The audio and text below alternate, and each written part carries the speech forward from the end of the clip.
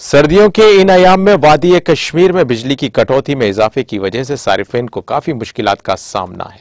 TTV के श्रीनगर नुमाइंदे नदीम हुसैन ने मुकामी लोगों से इस सिलसिले में बात की और जिनका कहना था कि एक तो फीस में इजाफा कर दिया गया है और अब उसके बावजूद भी बिजली शेड्यूल के मुताबिक फराहम नहीं की जा रही है। लोगों ने इंतजामिया से अपील की है कि वो शेड्यूल के मुताबिक बिजली की फराहमी को यकीनी बनाए।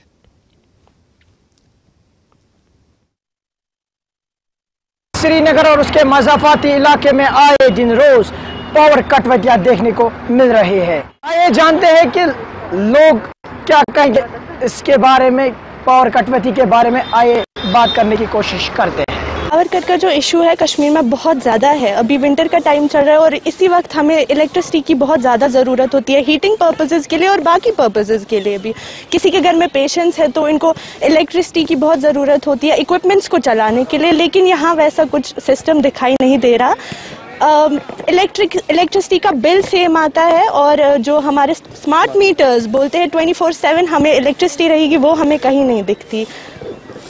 बस यही कहना चाहेंगे कि डेवलपमेंट की बातें की जा रही है, लेकिन डेवलपमेंट कहाँ है। हर साल की तरह इस साल भी मौसमी सरमा आया नहीं कि बिजली घरों से गायब हो गई।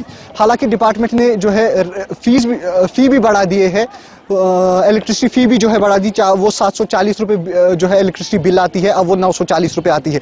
लोगों ने 940 रुपये बिल भरना भी जो है मुनासिब समझा, लेकिन फिर वैसे इलेक्ट्रिसिटी सब मिलनी भी तो चाहिए। गवर्नमेंट को बस इतना ही इंतजामिया से हमारी अपील रहेगी कि आप 940 रुपये बिल पकड़ते हैं, आप 1000 रुपये बिल पकड़े, लेकिन इलेक्ट्रिसिटी सबने बराबर।